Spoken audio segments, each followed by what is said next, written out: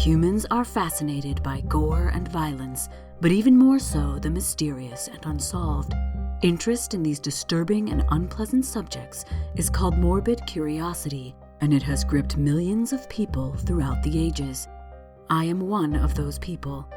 My name is Hallie, and this is the Morbid Curiosity Podcast.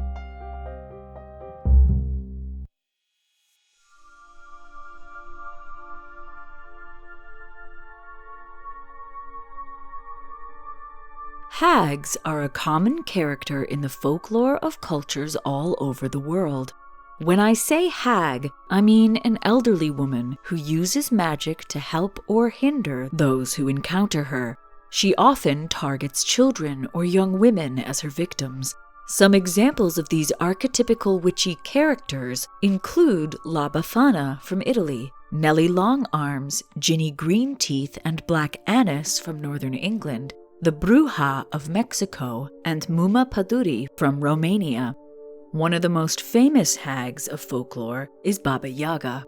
In the West, Baba Yaga is the most well-known character in Slavic folklore. While not often the main character, she appears in a multitude of books, films, and other entertainment. She's intriguing as she's both malicious and benevolent. References to Baba Yaga in modern Western pop culture are often negative. In the John Wick films, for example, Wick, who is an elite assassin, is nicknamed Baba Yaga by his employers, a Russian crime syndicate in New York.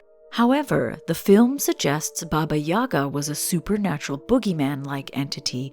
Baba Yaga is not a boogeyman. She is a different being altogether. That said, considering John Wick's kill count, the name is still relevant, as Baba Yaga was a prolific killer. The version of Baba Yaga from the Hellboy series is more representative of the folklore that the character originates from. Similar representations also feature in Castlevania, Dungeons & Dragons, Blacktail, Tomb Raider, and Doctor Who. Japanese animation legend Hayao Miyazaki was inspired by Baba Yaga for the character of Yubaba in his award-winning 2001 movie Spirited Away. But who is Baba Yaga? Where and when does her myth originate? And why does her name still spark feelings of unease today? Like other witchy crones from folklore and fairy tales, Baba Yaga is an old woman who lives in the forest in a wooden hut and rides a broomstick. However, her hut and her broomstick are special. Her hut has legs, birds' legs to be exact, that can turn and move the hut through the woods. Her hut is also decorated with human bones and teeth, and human skulls adorn her fence posts. Her broom is part of a larger vehicle, a large iron mortar and pestle, drawn by several demons in some tales. The broom serves to sweep away any tracks she might leave behind. When she flies in the mortar just above the ground, she causes storms so strong they cause people and animals to groan, and plagues that kill. She travels in search of human flesh, stealing, cooking, and eating her victims, usually children. Baba Yaga herself is physically unique. She's often accompanied by the epithet bony leg or iron teeth, both hinting at her ferocious appearance. Her bones stick out in some places. She has one fang-like tooth, her breasts hang below her waist, and she wears only a shift dress with no girdle or head covering, which was considered unseemly in 1700s Russia. Any human who saw her was struck dumb. She also had a wand that she used to turn living things into stone. When inside her hut, she often stretched out over the stove, reaching from one corner of the hut to the other. While lying in this position, her nose was said to poke the ceiling. This nose could smell humans, especially Russian visitors. Some narrators went into detail on the repulsiveness of her nose, breasts, and buttocks. In some stories, Baba Yaga is one of 3 elderly sisters who all have the same name and live in different areas of the forest. In others, she's a benevolent sorceress who assists those who encounter her. In still others, she is the guardian of the fountain of life. But in all tales, Baba Yaga hovers around in a giant mortar, wielding a pestle, and lives deep in the forest in a hut standing on birds' legs. Originally, Baba Yaga was a character from early Slavic folklore. The Slavic people are a multitude of peoples who speak Slavic languages, such as Russian, Polish, Bulgarian, and others.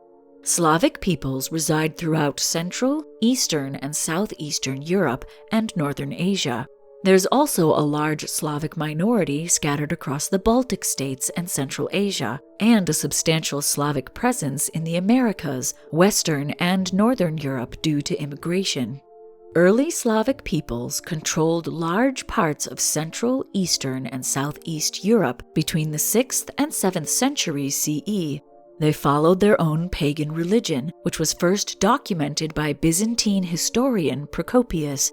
There aren't many sources from early Slavic writers in existence, so folklorists and researchers have had to use secondary sources written by people outside of the Slavic culture, as well as archaeological finds to piece together early Slavic religion. Historical documents about Slavic religion include the Primary Chronicle, compiled in Kiev around 1111 CE, and the Novgorod First Chronicle, compiled in the Novgorod Republic, a medieval state that existed from the 12th to 15th centuries in northern Russia. These documents detail the annihilation of the official Slavic religion of Kiev and Novgorod by Christian crusaders. From the 11th century onwards, various writings against Slavic religion and Slavic gods preserved elements of the religion for 20th century scholars to research. Many Slavic peoples stubbornly resisted the Northern Crusades, and the history of their resistance is well documented by 11th and 12th century Latin chroniclers. These documents, together with minor German writings and the Icelandic Nýtlinga saga, provide the most detailed descriptions of northwestern Slavic religion. The religions of other Slavic populations are less well documented. Descriptions of them were only produced after Christianization and contain a lot of embellishment.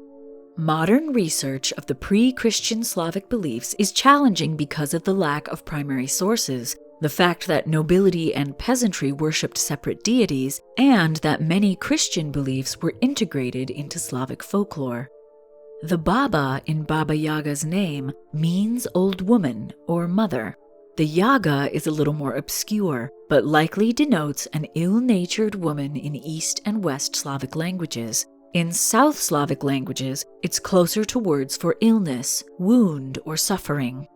The primary Slavic god was the creator of lightning, Perun, and animal sacrifices were made to him, as well as other gods, creatures, and nature spirits, such as Leshy, Chorts, and Kikamura. You may recognize some of these creatures as they appear in the Witcher series of books and games. The Witcher universe is largely based on Slavic folklore. While Baba Yaga has roots in early Slavic folklore, the first clear reference to her comes from a 1755 book, Russian Grammar, by Mikhail V. Lomonosov.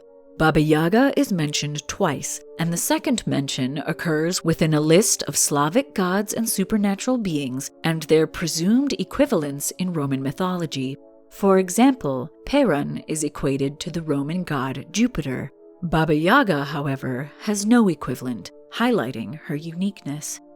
Because of her ability to create storms when she flies, it's thought by some scholars that Baba Yaga may have originally been a personification of the northern European winter and its debilitating power, with the sweeping of her tracks related to the sweeping, swirling of a snowstorm. Other scholars believe Baba Yaga is both a nature goddess and a death goddess, similar to Persephone in Greek mythology. Another theory is that Baba Yaga may be related to the early Slavic tradition of hedge witches called Babi Vorozei. Vorozia means harmless old woman devoted to sorcery in Old Russian. These female magical practitioners made potions and cast spells. This could be where Baba Yaga's mortar and pestle come from mixing potions. Russian ethnographer Andrei Toporkov suggests Baba Yaga's collection of tools are similar to those used in pagan rituals involving women. Sorcery was seen as protective and could be practiced by anyone, whereas witchcraft was an inherent magic practiced by invisible means. This distinction wasn't consistent across Slavic folklore, but neither witch nor sorceress were seen as inherently evil. The transformation of a harmless sorceress into a diabolical witch may have something to do with the demonization of pagan folklore by the medieval Christian Church. The Church fought a very hard battle against these women in ancient Russia, which is likely why Baba Yaga's origins are so murky. It could also be the reason why there are so many dualities in her tales, some of which I'll share with you in a moment. In some tales, she's incredibly wicked and cruel, while in others, she's more benevolent, but no less fierce. In still others, she more closely resembles a trickster character, like Loki, the Norse god of mischief, or Coyote from Native American folklore. She's dangerous to deal with, but she can also prove invaluable in dangerous circumstances. Baba Yaga is one of the most popular figures in Russian folktales and is familiar to most of the Russian people, her story having been passed down through the generations, surviving wars and revolutions. The first written stories about her appeared in the 19th century, published by Alexander Afanasiev. Before this, Baba Yaga appeared in woodcut art from at least the 17th century and was regularly part of Russian oral fairy tales and folklore.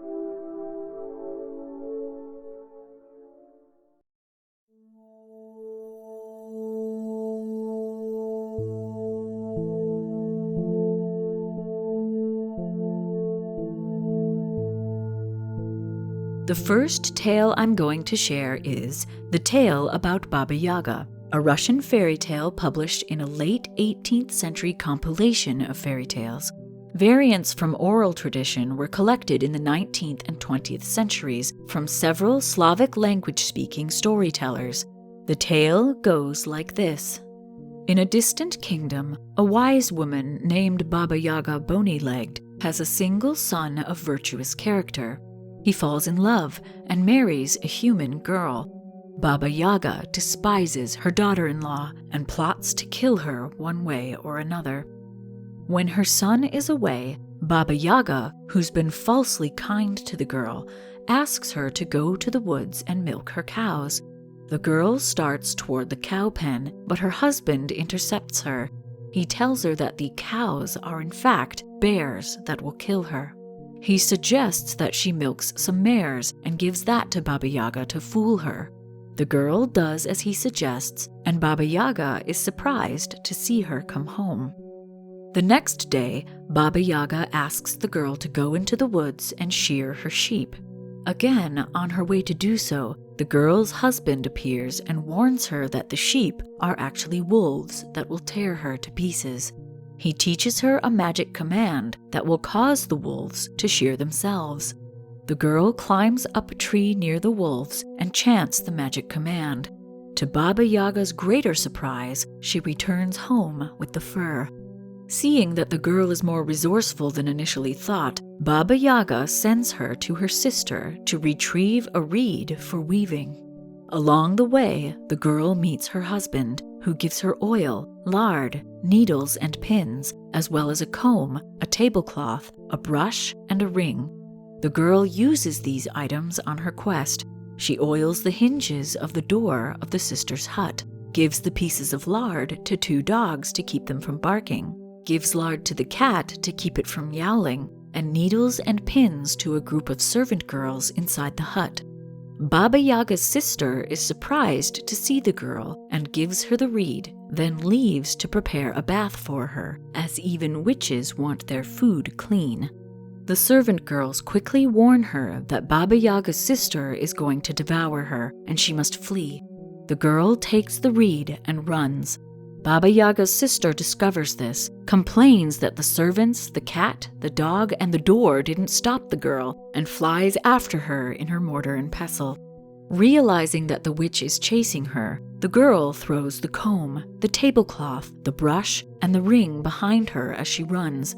Each object creates a magical obstacle. The comb becomes a dense forest, the tablecloth a river, the brush a steep mountain, and the ring a brick wall. Baba Yaga's sister manages to traverse the first 3 obstacles, but runs head-on into the brick wall. She gives up chase and leaves the girl be. The human girl then delivers the reed to Baba Yaga, who is pleased with her daughter-in-law's guile and cleverness. There are many variants of this tale, some of which switch the characters of the husband and his wife, so that the husband must complete all the tasks with his wife's help. Another version has the girl disguised as a soldier to save her father from fighting in the war, before being abducted by her future husband and hated by her mother-in-law. Alexander Afanasyev's collection of Russian fairy tales contains many Baba Yaga stories. One of the most famous of these is called Vasilisa the Fair. A merchant and his wife had an 8-year-old daughter named Vasilisa. The wife grew ill and just before her death gave Vasilisa a doll with her blessing. This doll was magical. If given something to eat, it would help its owner out of trouble. The merchant eventually remarries to a widow with 2 daughters a little older than Vasilisa. The stepmother dislikes Vasilisa and gives her various back-breaking jobs, but the doll helps her by doing all the work. When Vasilisa grows up, all the eligible men in the city try to attain her hand in marriage.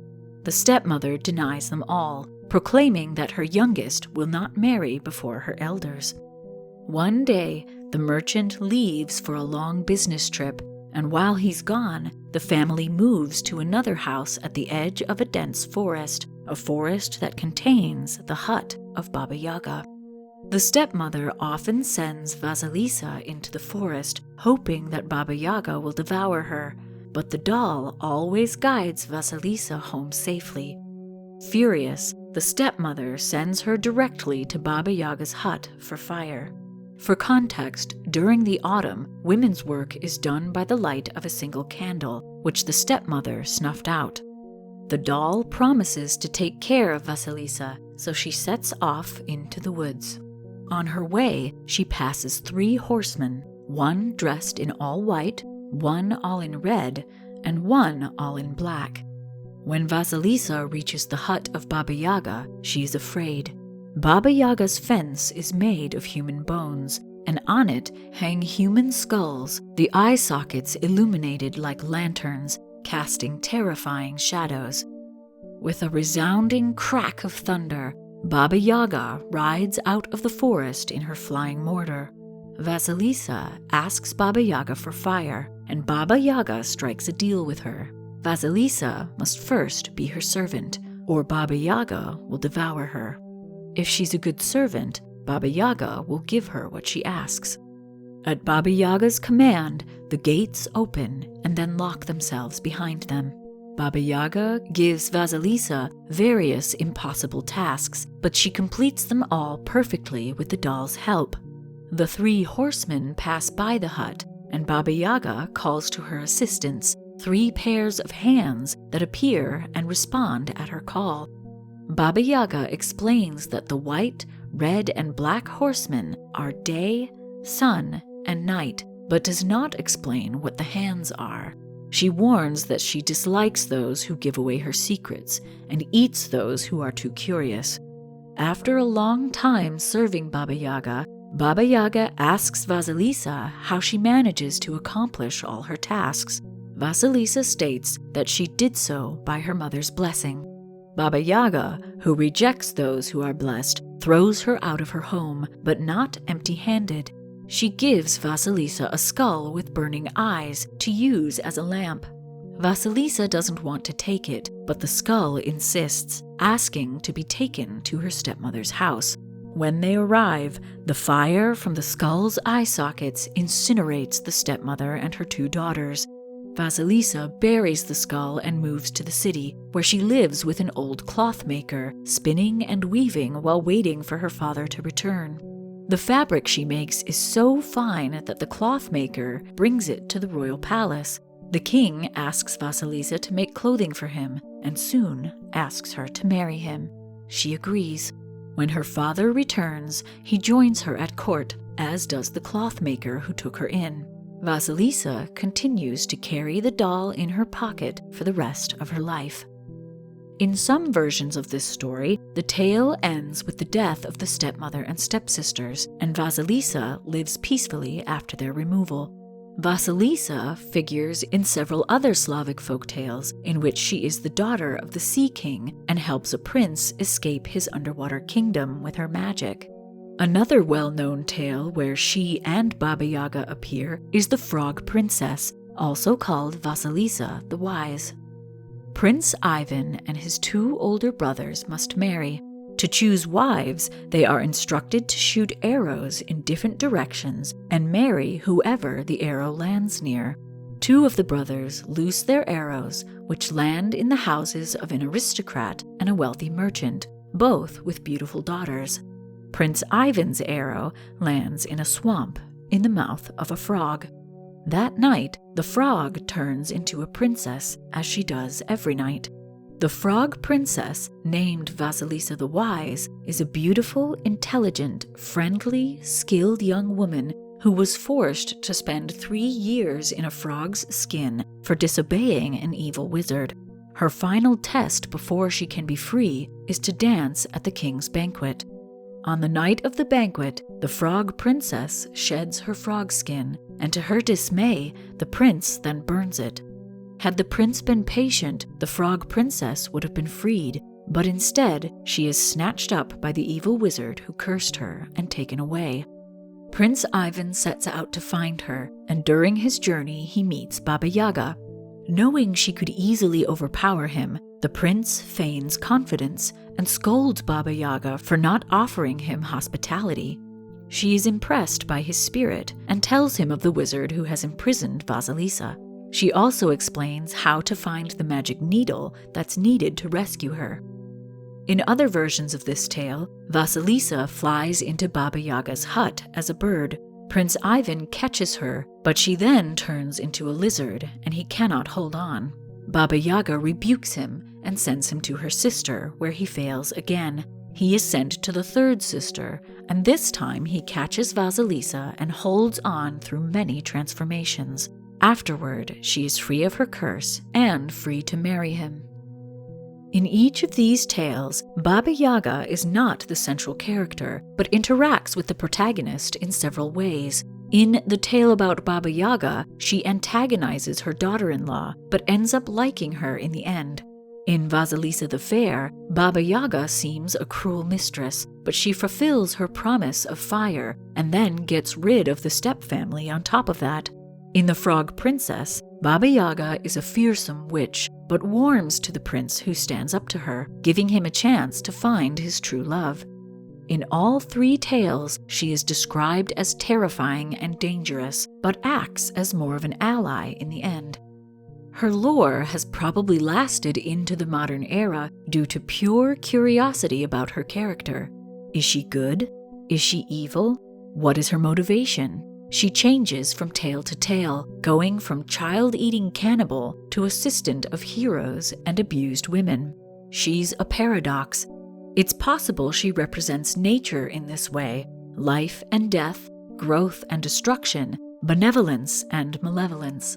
She leaves an impression in our minds because she is unpredictable. Traditional Baba Yaga tales encourage resourcefulness and ingenuity. Encounters with her test the protagonist and awaken their ability not only to survive, but also to thrive. Baba Yaga helps them overcome fear through problem-solving and courage, allowing the protagonists to discover they have the tools necessary to cope with fear in their imagination and in reality. Understanding oneself in this way is tied to maturation, and thus Baba Yaga's hut becomes a place of learning, of character development. In Vasilisa the Fair, Vasilisa doesn't defeat Baba Yaga. Baba Yaga lets her go. She is terrifying, but just. She doesn't hurt Vasilisa as long as Vasilisa respects her. She sort of combines the wicked witch and fairy godmother tropes, creating a far more powerful and unpredictable force than either of them. There's an argument that Baba Yaga is one of the most feminist characters in folklore. She is unpredictable, untamable. She lives in the wilds, exerting power without being conventionally attractive, living by her own magical rules. She commands fear and respect, but also awe and desire. She is both careless and cunning, caring and cruel. Even her home is both a house and a chicken, making her housebound in a sense, but not in any way tied down. She completely flips the nurturing mother stereotype on its head by eating children rather than caring for them. In the tales, she's often a mother, but never a wife. No explanation is given for this, it just is. Baba Yaga is both a mother and the thing that children fear. She usually comes into the story only after the parent figure leaves. She is a crosser of categories and boundaries, a reminder that we can learn as much from the dark as the light. Lindy Ryan, editor of a modern collection of Baba Yaga stories called Into the Forest, Tales of the Baba Yaga, states that, quote, "She is a figure that reminds us that we are ferocious and untamable," end quote. When a protagonist enters the realm of Baba Yaga, they face not only the possibility of death, but also the possibility of attaining their goals. Encountering death also means learning how to live. Learning how to live means maturity, and with maturity comes understanding and identifying with other humans. In all her tales, including modern retellings, Baba Yaga remains complex and fascinating. Her presence often leaves a deep impression, which can lead to identifying with her, wanting to know more about her, and find more tales that feature her. She holds a special place in the hearts and minds of those who know her because she helps us navigate our own identities. In Baba Yaga, we see both the good and the bad that is in everyone. She merely embraces it more than others. That's why Baba Yaga ignites our morbid curiosity.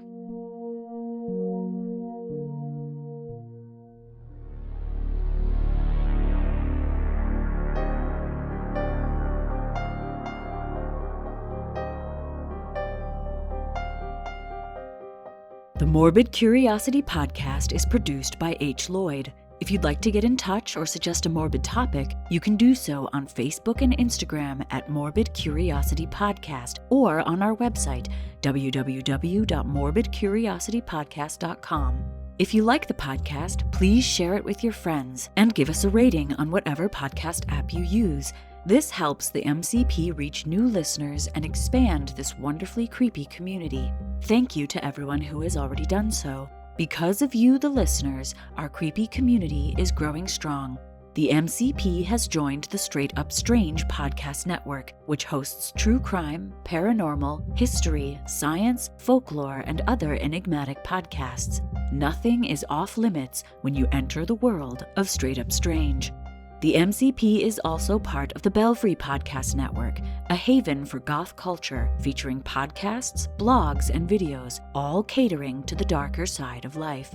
If you'd like to support the MCP but would rather not become a patron, you can give one-time donations on our website and our Ko-fi page. Also on our website are links to all our social media, a full list of episodes, links to our merch, and our mailing list. We also have an Amazon wish list at bit.ly/morbidwishlist. That's bit.ly/morbidwishlist. Any purchases from this list are greatly appreciated. We are eternally grateful for your support. My name is Hallie, and until next time, thanks for listening.